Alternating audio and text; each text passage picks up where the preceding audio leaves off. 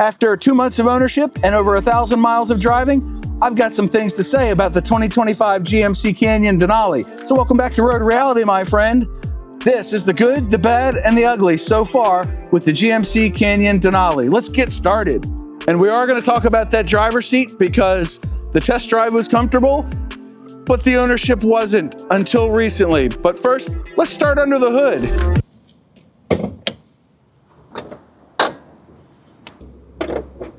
First things first, the windshield washer reservoir is black. It is not translucent, so you can't tell how full it is. And that becomes a problem because there's a sensor that's in the truck in that little reservoir that tells you when the washer fluid is low. Mine was shipped to me with only 4 squirts in it.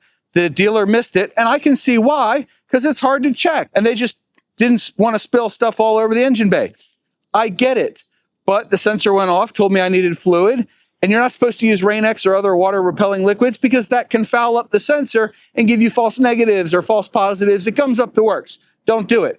What I have found is that using GM's OptiClean, which comes in a concentrate bottle, works great. It's the best bug-removing stuff that I've used in a car like forever.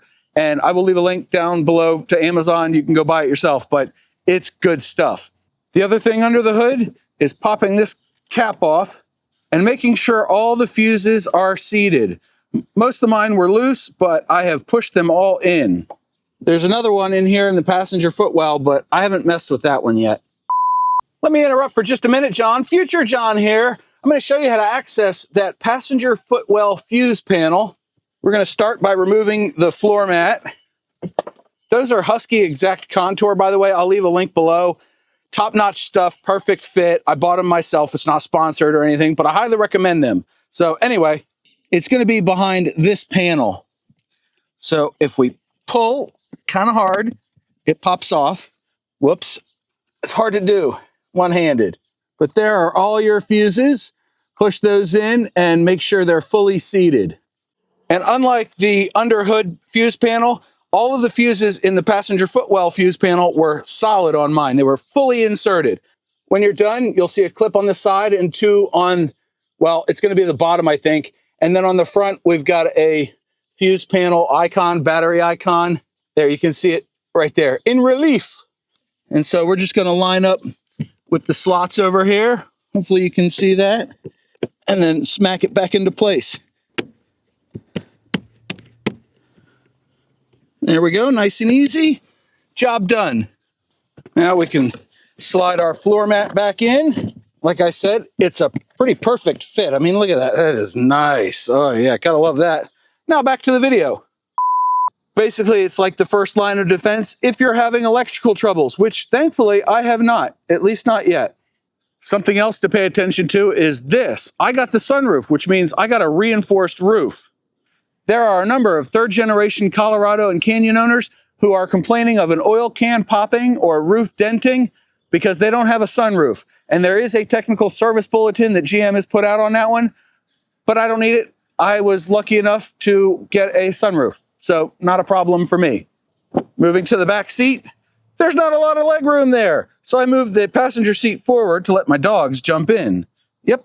The next thing is the tailgate. In my review video, I noted that there was a storage compartment back here. Yes, it's going to clear. I know. Oh, it just clears. Look at that. 1.5 inches. But when you pop these latches and then you can lift this whole thing, you can see that I have a little line of water right here, but there's nothing in here. It's bone dry because, and I found out that this is for an optional Bluetooth speaker, but I removed the grommet that goes here.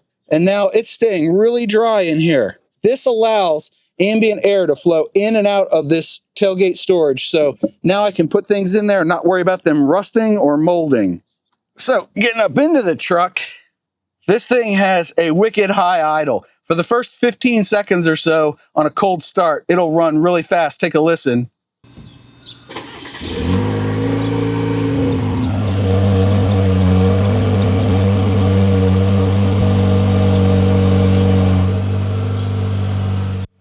And then just like that, it goes into a low idle and you're ready to drive. Without that, the transmission is pretty clunky.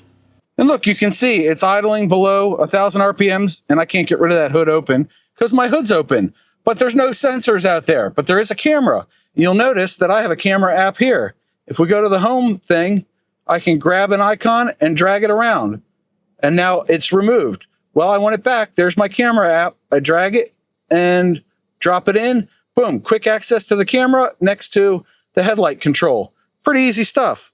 So now about the driver's seat, I went and found some doctors that did YouTube videos on proper driving position for people like me with lower back pain. What I found was start at the bottom, move the seat all the way back, move it forward until you comfortably reach the pedals, then up to give you a little bit of an angle in your knees, and keep your hips relatively level, maybe a little bit down, and the seat back at 110 to 120 degrees, give or take. And then I added a little bit of lumbar, and it's been perfect for the last like 300 miles. I even went off-road in this thing, and I didn't have any back pain. I spent 4 hours in the truck that day. Aces. Speaking of the driver's seat and comfort, this thing steers phenomenally well. It drives just as small as you'd think it could.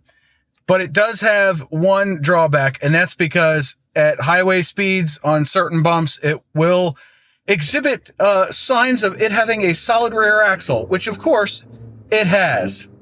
But other than that, it did really good on the off-roading excursion that I did, and it really acquits itself nicely in traffic around here in the city. On a similar note, I've averaged 17.6 miles per gallon so far, which included an hour and a half of off-roading and many, many highway miles and many, many stop-and-go miles. So a good mix of miles. I've been impressed with it so far. Something else that happens is when you open the door and you get in and you start the thing up, there's lots of clicks, pops, and whirs. And that, my friend, is completely normal. Even the owner's manual says up to the first 4,000 miles or so, the electronics are learning, so it's figuring stuff out. In fact, I'm pretty sure that my air conditioning didn't know to put it in recirculate when I turned it on auto until like, I don't know, 300 or 400 miles in. But then it figured it out, and now it puts it on auto and recirculate, and it's all good. Another thing that can be confusing is the memory seating. Press set, press a button, it saves it. That's good. Can you see that thumbs up? There you go, thumbs up. Hey, thumbs up the video down there and subscribe. But if you want to recall, you have to hold the button down until it shows a message over there on the digital instrument cluster screen. Then it has fully recalled your seating position, but that does not include lumbar, which is not great, but it is what it is. Something else that's messed with owners is this wireless charging pad. You can see that I have the updated one with the lips on the edge, but previous models didn't have it. So talk to your dealer and get that one installed. It works great. And in fact, it is one of the fastest wireless chargers I have ever used.